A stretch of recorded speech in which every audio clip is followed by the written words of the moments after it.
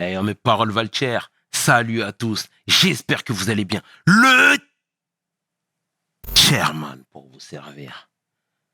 Les Guzney m'appellent le chair. Les Fimbi 500 et les amis de mes Fimbi, Big 500. Sarcel représentant, Sect Abdoulaye évidemment. Bienvenue sur We Hustle. C'est toujours ton émission qui rassemble et motive.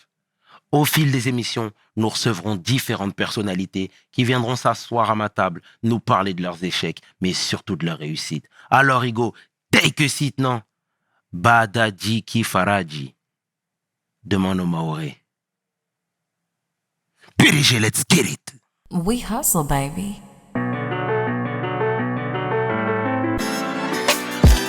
Le chairman. We hustle, baby. Le chairman. We hustle, baby. Le chairman. De retour sur We Hustle et aujourd'hui, je suis vraiment fier de recevoir un philanthrope, un social activiste, un homme du terrain, un homme qui fait, qui œuvre, l'homme que l'on nomme Khalid Zaouch. Take a seat. Quelle entrée en matière. Je te remercie. Comment tu vas, Khalid? Ça va très très bien. Moi aussi, j'ai une petite surprise. Absolument. J'ai une petite surprise pour toi. It's Showtime. Pensionnaire de la secte Abdoulaye, accusant 80 kilos à la pesée, champion d'Europe de la prose, champion du monde de la punchline. Please welcome le king des intervieweurs, le chairman. C'était ma petite dédicace. Ça fait plaisir, frère. Merci beaucoup. Comment ça va, Khalid? Écoute, ça va très très bien. On va bientôt démarrer une très belle tournée avec le Mamobus, l'actualité en ce moment où on va aller dans les quartiers. Et on va en parler un petit peu plus longuement tout à l'heure. Permettre aux femmes des quartiers et de la ruralité d'avoir accès au dépistage du cancer du sein. Magnifique, Khalid. Est-ce que tu peux te présenter pour celles et ceux qui ne te connaissent pas, s'il te plaît? Alors, je suis Khalid Zaouch. J'ai grandi à Garges-Gonesse, dans le quartier de Dame-Blanche-Nord, communément appelé la zone 4. Yes. Donc, issu d'une grande famille, 5 frères, 5 sœurs, avec des parents aimants. Parcours classique, le lycée, après la fac. J'ai obtenu un master 2 d'administrateur de projets culturels. J'ai travaillé dans la culture, mais ça, on en parlera aussi si tu veux. Et après, virage à 360 degrés, la santé et le sport. Magnifique. Et petite parenthèse, j'étais dans la classe de ton frère, Oussam. Ah, Oussam, c'est mon neveu. C'est ton neveu. C'est mon neveu, c'est le fils de mon frère. C'est excellent. Tu vois ce que je veux dire? Le monde est petit. Le monde est minuscule. Oussam Zaouch. Alors, la petite dédicace pour Oussam. Alors, infirmier. Oh. Et il vient de reprendre les études et il rentre en 3e année de médecine. Magnifique. Et on le salue au passage. On le salue. Oussam, c'est magnifique. Donc, c'était comment à la maison, étant plus jeune, l'ambiance? Ah, une ambiance heureuse. Ouais. Une ambiance heureuse avec papa, maman, les frangins, les frangines. On a grandi dans le quartier à Dame-Blanche-Nord. C'est toujours un quartier où il fait bon vivre. Une adolescence classique avec les amis de toute confession, de toute religion, de toute origine. Et franchement, c'était sympa, quoi. Et il faisait bon vivre à ce moment-là à Gare Charcel. Obligé de le préciser. Ah toujours. Magnifique. Et très tôt, les parents ont mis l'accent sur les études. Alors moi on a eu la chance avec les mamans de cette génération. Ma mère est décédée, paix à son âme. Et ma mère était lettrée. Du coup, j'ai eu des petites anecdotes au collège et au lycée où quand il y avait la réunion parents-prof, on parlait à ma maman de façon basique, et ma maman avait un français très châtié, puisque quand elles ont appris le français à l'étranger, c'était la vraie langue de Molière, comme on dit. Et du coup, nous, on a bénéficié de ça à la maison, et tout le monde a fait des études. Voilà, donc moi je suis le dernier de la famille. J'étais le vilain petit canard qui a fait un petit peu tout ce qu'il voulait. J'ai été intermittent du spectacle, j'ai fait pas mal de choses, et après voilà, de retour à ce que j'aime le plus, mettre en place des projets. Magnifique. T'es d'origine marocaine? D'origine marocaine. Tu t'y rendais régulièrement étant plus jeune? Alors nous, on s'y rendait régulièrement puisque la famille y était très très tôt avec papa maman à la retraite, donc c'était le voyage d'été. C'est un très beau pays, hein, au passage. Hein. J'ai eu l'occasion de m'y rendre 2 fois. Petite parenthèse, mais j'aime bien ça, j'aime bien préciser. Tout à l'heure, dans la présentation, tu parlais du sport, de ton amour pour la boxe, entre autres. Et ça, là, cet amour pour cette passion-là s'est développé très tôt? Alors ça s'est développé très tôt puisque nous, on a eu la chance sur Garges d'avoir la création d'une salle de boxe dans le quartier en 97. Tu sais, à l'époque, c'était l'apogée du pied-point, du kickboxing, de la Muay Thai, avec des gens comme Dida Diafa de Villers-le-Bel, avec tous ces grands champions. Et du coup, la ville avait écouté les besoins du quartier et il y a une salle de boxe qui s'est créée. Donc moi, j'ai été jeune boxeur, pratiquant. J'en profite pour saluer toujours les anciens, celui qui a créé la salle, Hashmi Benjana, qui est maintenant à la retraite. Et rapidement, aux alentours de 2002, il m'a demandé, j'étais jeune homme, d'être président du club. Voilà, pour restructurer le club. Et là, depuis plus de 20 ans, je suis président du club. Et t'étais un bon combattant? J'étais un combattant pour m'amuser. Loisir. Ouais. J'étais un bon combattant loisir, on va dire ça comme ça. Fait des belles compètes? Ouais, quelques belles compètes, quelques belles anecdotes, mais j'aime la boxe. Voilà. C'est très bien.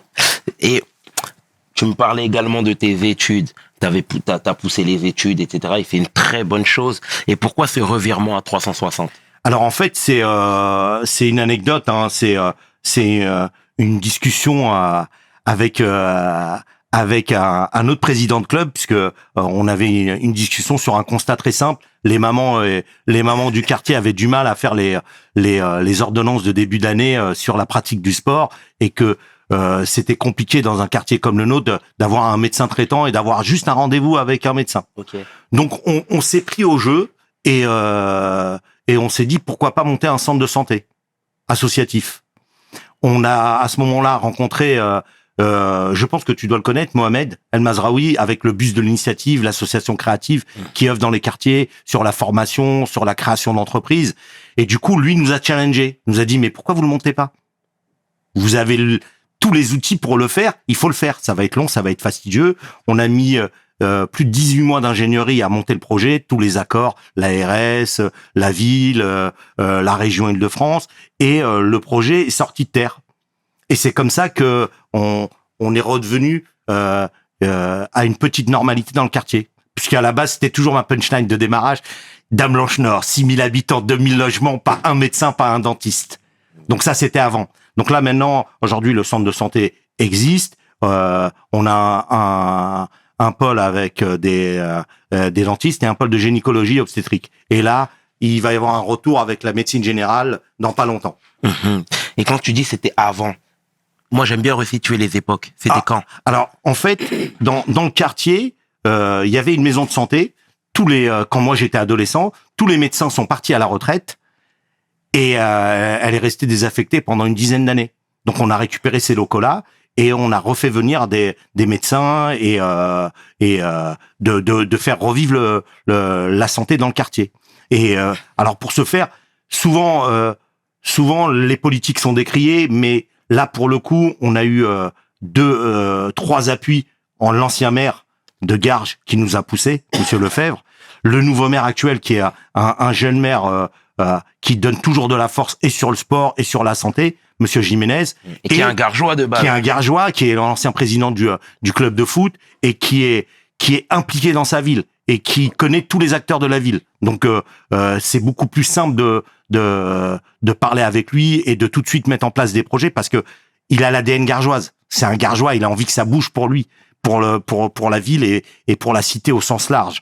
Et on a eu la chance aussi d'avoir la passe D via le maire et Benoît Jiménez avec Madame Pécresse à la région Île-de-France. Et du coup, elle aussi, elle a porté le projet avec nous et avec sa vice-présidente Farida El-Lani, Farida El-Lani est venue faire l'inauguration du centre. Donc voilà, on a eu on a eu envie de faire quelque chose, on s'est battu, c'était très dur et il a fallu avoir toutes les autorisations, mais ça s'est fait et aujourd'hui, 8 ans après, le centre existe toujours et ça a donné un bébé qui est le bus de la santé dont on va parler avec le Mamobus et avec toutes les journées de prévention qu'on fait dans les écoles autour de l'hygiène bucco-dentaire. Tu vois, encore hier, on était dans une école à Garges, l'école Romain Roland, où on a déplacé un dentiste, un jeune étudiant en médecine qui a fait de la prévention avec les enfants de CE1. Donc c'est classe d'âge très jeune.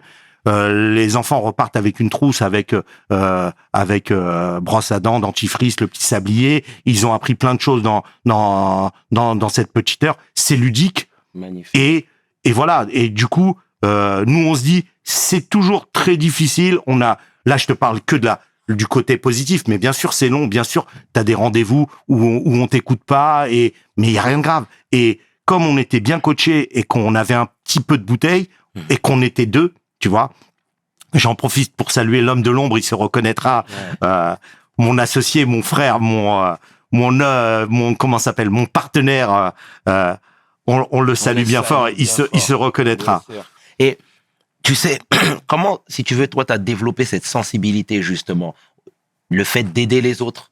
Tu vois, parce que ça, clairement, c'est inné, c'est pas donné à tout le monde. Force est à constater qu'au départ, c'était pas notre première mission, mais là maintenant, ça a pris tellement de volume et d'ampleur que effectivement, on est pratiquement ça nous demande pratiquement 60-70% de notre temps à mettre des projets en place, à avoir tous les rendez-vous. C'est compliqué, mais non, c'est pas compliqué, c'est fastidieux, mais faut le faire et ça marche. C'est viable ça? Alors ça, pour l'instant, on est ouvert depuis 8 ans.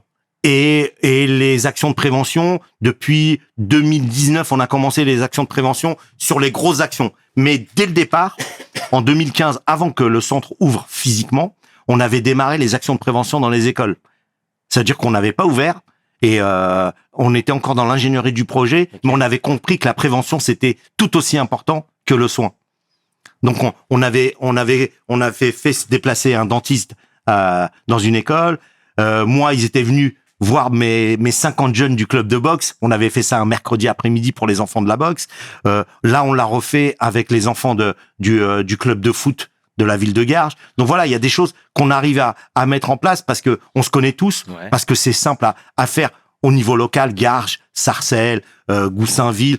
On est quelques acteurs de terrain où on se connaît, où on a un ami en commun qui va nous mettre en lien. Ouais. Donc c'est quand j'appelle par exemple le président du club de foot, il a plus de 1000 adhérents. Quand je lui dis ce serait sympa qu'on fasse une journée bucco-dentaire pour tous tes jeunes, il dit ok, je mobilise l'école de foot, vous venez un mercredi, je préviens tous les parents.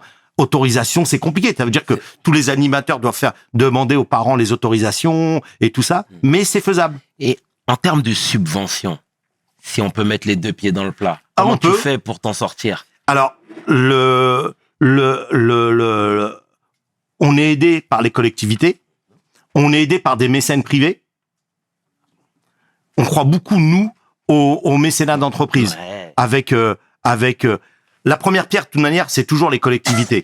Il faut un élu de terrain ou des élus départements, régions, villes, qui, eux, poussent le projet. Disent, nous, on croit au projet, il est viable. Par contre, nous, on peut pas tout financer. Et ce qui est logique. Ouais. Et souvent, c'est ce qui fait que certains entrepreneurs arrêtent. Se disent, c'est trop compliqué. Nous, on se dit, ok, il y a la moitié à aller chercher.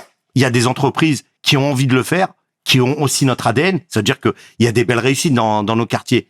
Et il y a des gens qui ont envie aussi de redonner l'appareil et de repousser les jeunes et de se dire, tiens, il y a des choses qui sont faites. Absolument. Je pense, par exemple, tu vois, un groupe comme Keolis. Ouais. Keolis qui est dans nos quartiers, qui dessert Garges, Sarcelles, qui va jusqu'à l'aéroport de Paris. Et donc, quand on leur a parlé du Mamobus, d'offrir aux femmes le dépistage du cancer du sein et de la prévention, eux, ils ont sorti une unité mobile, un bus de leur parc. Voilà. Donc, c'est pratiquement un un gros billet que eux ont sorti de leur parc. Nous derrière, après, effectivement, bah ça s'arrête pas là. Il faut trouver d'autres partenaires pour faire l'aménagement, enlever les sièges, le redesigner. Là aujourd'hui, par exemple, ce bus-là, c'est devenu une salle de prévention avec l'infirmière et un box pour le médecin.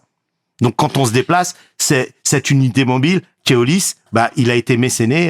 C'est un mécénat. C'est magnifique ce que tu nous Donc racontes. c'est compliqué, mais je pense qu'on trouve à chaque fois des personnes qui, quand c'est le timing pour eux, ils disent ok, je vais les aider. Et toi, c'est quoi ton leitmotiv? Parce que tu sais, il y en a qui sont guidés par leur spiritualité, il y en a qui sont guidés par leur côté humaniste, hein, j'ai même envie de te dire. Tu vois, toi, c'est quoi?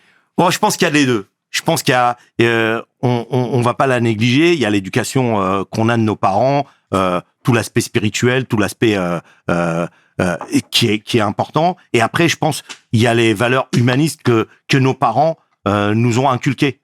La main tendue, aider l'autre et ce que j'appelle moi le retour du karma. Si tu fais quelque chose, ça va te revenir et tu sais pas à quel moment ça va te revenir.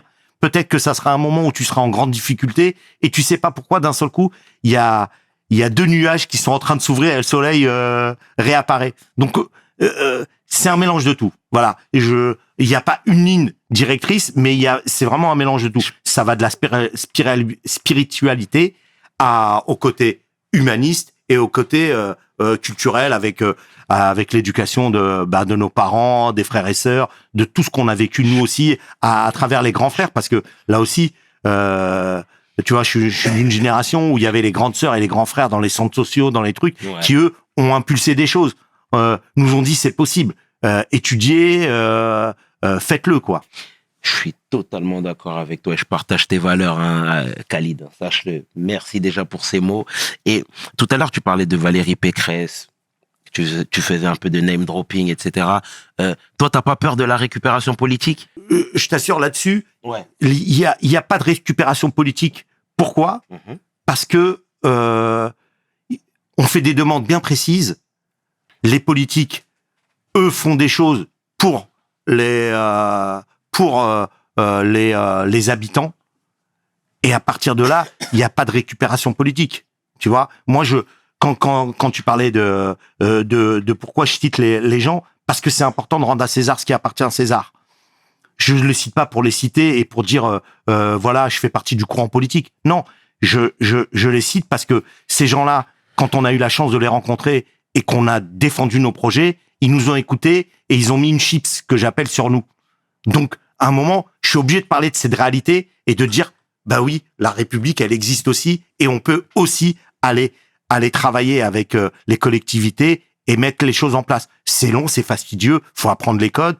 C'est pas aujourd'hui ce qui nous manque.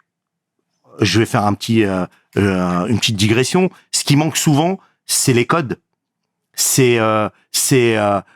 Nous, on a grandi avec l'instantanéité. C'est-à-dire que on veut un projet et c'est tout de suite et maintenant. Mais non, ton projet il est bon, mais il va sortir dans 2 ans. Est-ce que t'es prêt à attendre? Est-ce que t'es prêt à te battre pendant 2 ans? Est-ce que t'es prêt à pas lâcher l'affaire? Est-ce que t'es prêt à faire une dizaine de rendez-vous? Est-ce que t'es prêt? Si t'es pas prêt, au premier rendez-vous, tu vas dire, les politiques nous écoutent pas. Parce que t'as pas les codes. Parce que tu n'as pas les bons rendez-vous. Parce que tu n'as pas les bons dossiers. C'est un truc tout bête. On peut pas t'aider si t'as pas déposé de dossier. Merci encore une fois pour ces mots, Khalid. Là, cette fois-ci, je vais te parler une nouvelle fois du Mamobus. Oui. Voilà. Parce que c'est clairement ingénieux. On va te raconter. Alors, on sort de l'année Covid. Nous, on part toujours d'un constat de terrain. C'est-à-dire que les projets, ils viennent à nous. Nous, on n'invente rien. Ouais. On écoute.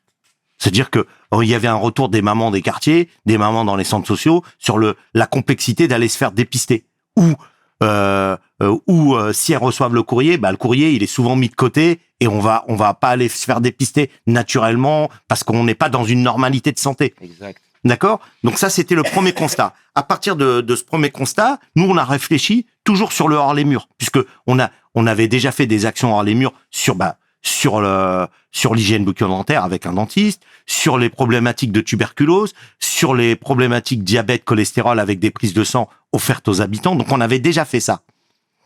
On avait travaillé sur la problématique du Covid parce que on avait aussi des médecins engagés. Donc le hors les murs, c'est quelque chose qu'on sait faire et qu'on a envie de faire et qu'on sait que ça marche de faire déplacer des professionnels de santé au pied de l'immeuble ou dans la ruralité, dans les petits villages. On sait que ça fonctionne.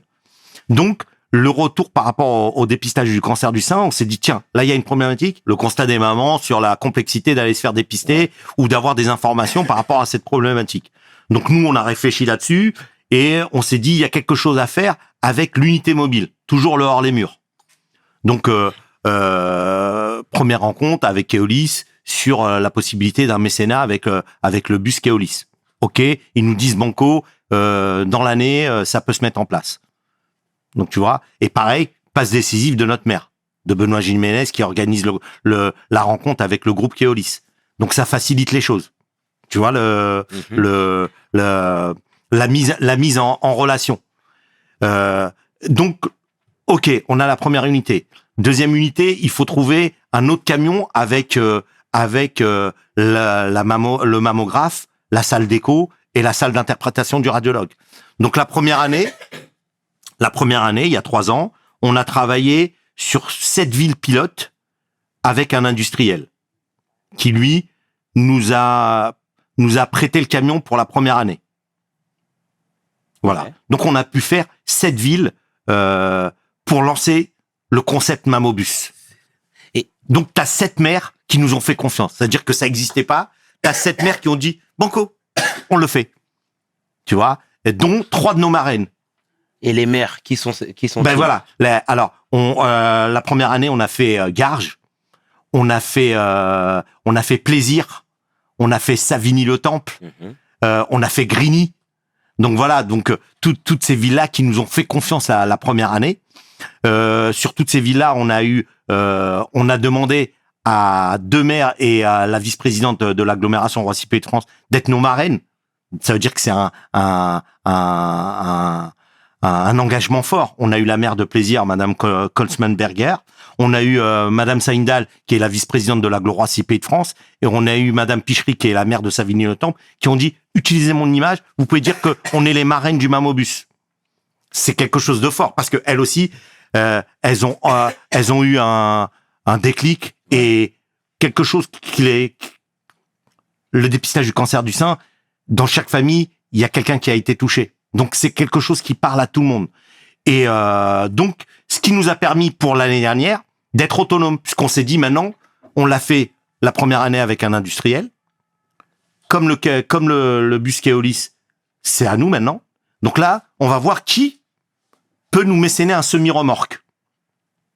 Donc pareil, on a rencontré un chef d'entreprise sur le bassin de Roissy qui nous a donné en mécénat un semi-remorque.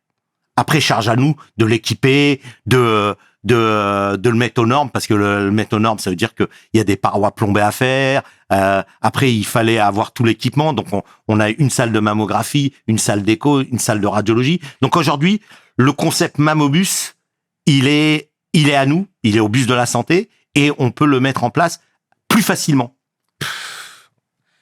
Donc, l'année dernière, c'était une 30aine de villes, et pareil, là, on repart sur l'édition 2023 avec la tournée pendant tout le mois d'Octobre Rose. Ah, je suis subjugué. Franchement, c'est vraiment bien ce que tu fais, ce que vous faites, hein, Khalid. Ah, merci. Franchement, faut pas vous arrêter en si bon chemin. J'en profite. Bien sûr. Je fais même si je sais pas si on va la voir. D'accord. Voilà, c'est ça la caravane. Ouais. Donc, il y a le bus Keolis et le semi-remorque.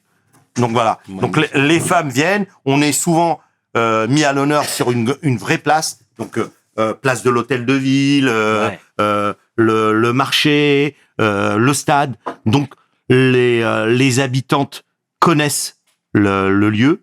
C'est plus facile pour elles de venir. Il y a un moment assez convivial qui est mis en place par les villes et ça travaille bien. Et du coup, tout à l'heure, tu me posais la question, comment les femmes viennent naturellement dans le camion? Parce que c'est pas naturel de venir dans un camion, tu connais personne.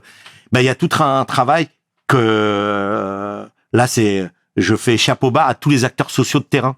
Parce que nous, on deal avec la ville le fait de venir, mais après, eux font tout un travail en interne avec les centres sociaux, avec les gardiens d'immeubles, avec le service santé de la ville, s'il y a un centre de santé, avec le centre de santé. Donc, il y a tout un tout un système qui est mis en place par le maire ou la maire de la ville qui donne le là, Ouais. et après les services se mettent en ordre de marche, et le jour J ça fonctionne.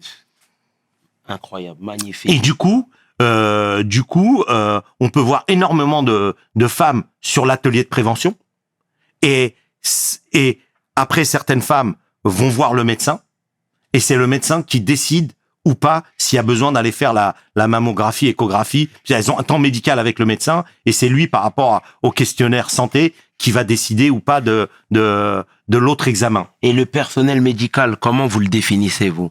Alors, nous, c'est du personnel médical ressources. C'est-à-dire que ou c'est des salariés des structures, ou c'est des gens avec qui ont notre ADN, qui ont envie de faire des choses. Faire se déplacer un radiologue dans le mammobus, c'est qu'il a envie de le faire. C'est que lui aussi, il est habité par quelque chose, et il a envie de... Donc, il vient bénévolement. Alors, ils viennent sur leur temps. Ils viennent sur leur temps sur le mammobus. Voilà. Mhm. Non, mais on a des médecins militants, et c'est ça le plus important. On a des médecins engagés. En fait, là aussi, c'est une petite punchline un peu drôle. Lorsqu'on rencontre des nouveaux professionnels de santé ou des nouveaux médecins, souvent on leur dit: j'ai vu ce que vous faites, c'est super de faire de l'humanitaire en Afrique ou en Inde ou dans un autre pays lointain. Il y a juste à franchir le périph'. Deux fois, il y a pas besoin d'aller si loin pour faire des choses bien pour les habitants. Et je le reprécise, le Sherman, et dans les quartiers et dans la ruralité. Notre propos, il est pas que quartier. Ouais. Tu vois, il est aussi la ruralité, parce que c'est la même problématique de l'accès aux soins pour les femmes. Merci pour la précision, Khalid. Et en cas de dépistage positif? Alors, si le radiologue voit qu'il y a quelque chose de pas normal, Ouais. tout de suite, il va la mettre dans un parcours de soins, et il va lui tout de suite, elle est prise en charge. On lui dit pas tiens, il y a quelque chose, allez voir votre médecin traitant, parce que souvent elles ont pas de médecin traitant.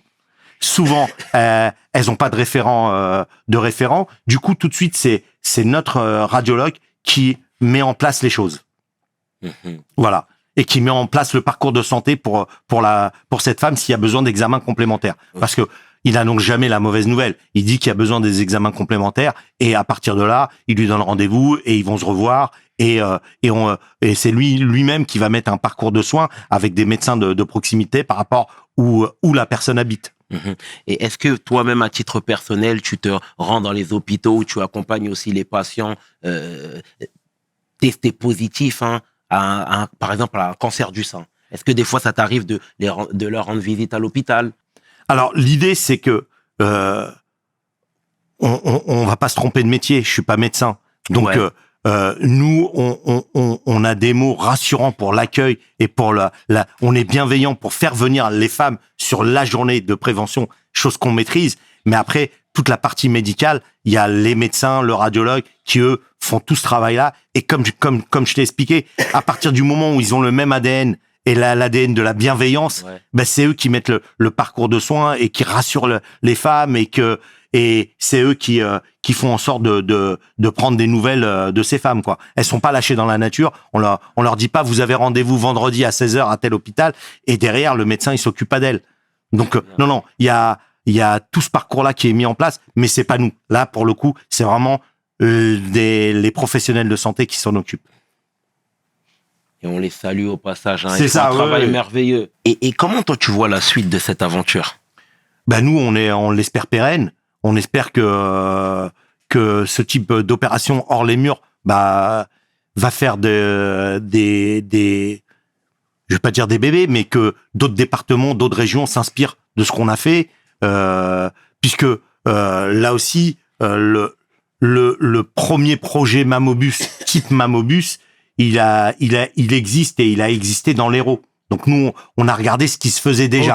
Ok. Donc voilà. Et là, c'était porté pour le coup, par un radiologue, un professeur, qui lui, sur son temps off, il a monté ça.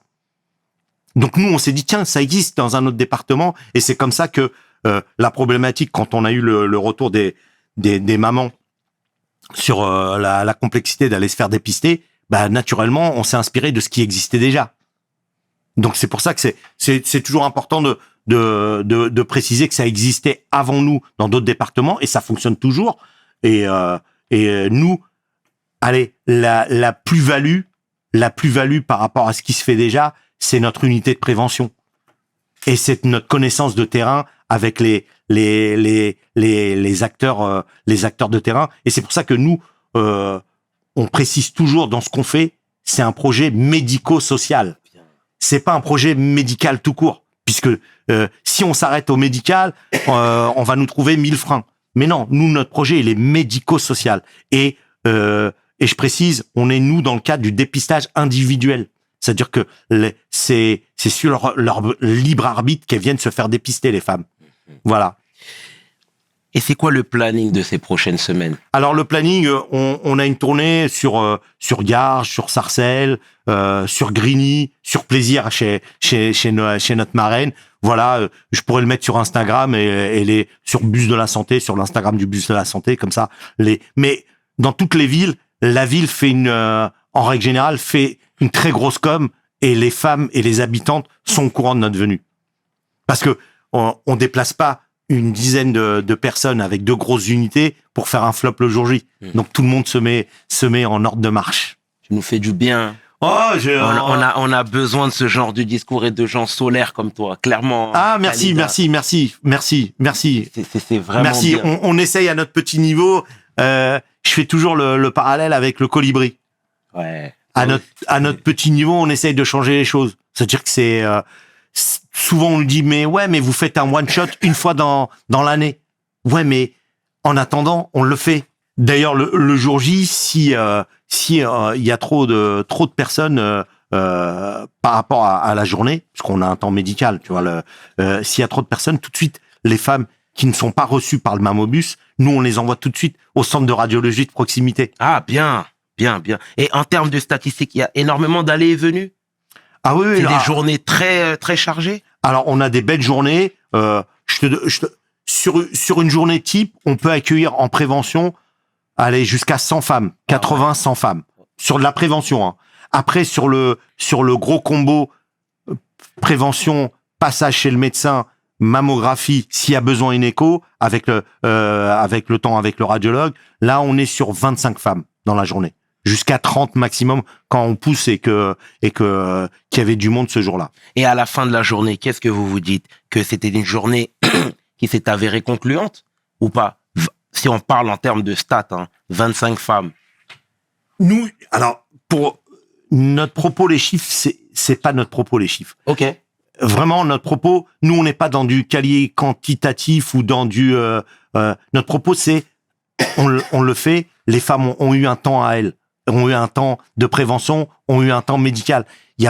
On n'est pas là. Même si on doit voir une personne, c'est une personne qui aura vu un médecin ce jour-là. Exact. C'est peut-être pas grand-chose, mais pour nous, c'est énorme. Ça veut dire que tout le dispositif, il y a eu du monde. On a eu, par exemple, l'année dernière, des jours, comme aujourd'hui, jour de pluie. On s'est dit, on va faire un flop. Eh ben non. Ce jour-là, il y a eu énormément de monde. Pourquoi? Parce que le boulot, il avait été fait. Le travail a été fait par les acteurs sociaux en amont et ils avaient mobilisé les femmes et ils leur avaient dit faut venir. Nous, rendez-vous à 10h au camion, on fait une pause déj, ils ont ramené les croissants, le café, il y avait un moment convivial et d'un seul coup, après, elles ont eu leur temps avec l'infirmière sur de la prévention. Donc, c'est quoi la prévention? L'infirmière a un buste en silicone et elle apprend aux femmes à se toucher et à découvrir s'il y a des nodules dans leur corps. Ah, ok, je vois très bien. Tu vois, c'est un moment à elles sont entre elles. Souvent, ça rigole. Souvent, il y a plein de choses qui se disent, mais elles apprennent des choses. Et après, certaines ont envie de plus. Ça veut dire que là, elles sont tout de suite orientées chez le médecin. Certaines même ont juste envie de voir le médecin, pas forcément pour faire du dépistage du cancer du sein, mais juste parce qu'elles ont besoin d'un temps médical et de parler à un médecin. Et à ce moment-là, nous, on dit pas non. Aujourd'hui, on est là que pour le dépistage du cancer du sein. Ouais. Non, le médecin les accueille et les prend en charge. J'en profite et ça sera mon dernier mot par rapport au Mamobus. Le plus important, c'est gratuit pour les femmes. Il n'y a pas de facturation le jour J. Il n'y a pas de carte de sécu. Je le précise parce que souvent, dans certaines villes, on a été un petit peu décrié et oui, mais derrière, il y a de la facturation. Oui, mais non. C'est gratuit pour les femmes. C'est pas notre propos, carte de sécu, pas de carte de sécu. Nous, on a juste besoin de l'identité de la personne, de pouvoir la contacter s'il se passe quoi que ce soit, d'avoir des points de contact, la tante, la truc, si la personne n'est pas francophone. Mais c'est vraiment toutes ces femmes qui sont loin du parcours de soins qu'on va aller chercher. Et merci pour cet engagement. Merci encore une fois. Merci à toi. Je radote, mais c'est impératif déjà de le souligner. Et quand les gens font bien les choses, il faut le dire. Donc, merci à toi, merci à vous pour ce merveilleux combat qui, j'espère, sera pérenne et qui aboutira sur quelque chose de plus grand encore. J'en profite, petite dédicace je les salue bien fort à toute l'équipe du Mamobus, donc ils se reconnaîtront aussi. Et je les embrasse très fort et on repart sur une super tournée. On a beaucoup de plaisir, on a beaucoup de fatigue, on a beaucoup de... c'est des longues journées parce que on part souvent le matin, il est 5h du matin, 6h du matin, tu rentres chez toi, il est 20h, mais t'as le sentiment du devoir accompli. Et se faire déplacer 10 personnes tous les jours, il y a des moments de fatigue, il y a des moments de doute,